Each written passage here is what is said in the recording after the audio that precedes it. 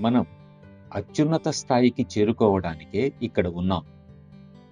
అత్యున్నత స్థాయిలో ఉన్న మాస్టరు మనకు లభించాడు. ఇక మనం ఆయన్ని అంటిపెట్టుకుని ఉండాలి. మాస్టర్ నా వంక కూడా చూడటం లేదు, నేను నమస్కరించినా ఆయన పట్టించుకోవడం లేదు అంటూ మదన పడేవారు ఉంటారు. అలా బాధపడటం అనవసరం. ఆయనకు తెలియనిది లేదు. మనం భౌతికంగా ఆయన సమక్షంలో ఉన్నా లేకపోయినా ఆయన హృదయ సాన్నిధ్యంలో ఉండి తీరాలి. అలా ఉండగలిగితే ఆయన మనలను చూడగలుగుతారు. ఎందుకంటే నీ ప్రేమ అక్కడ ఉన్న ఆయనకు చేరుతోంది కనుక.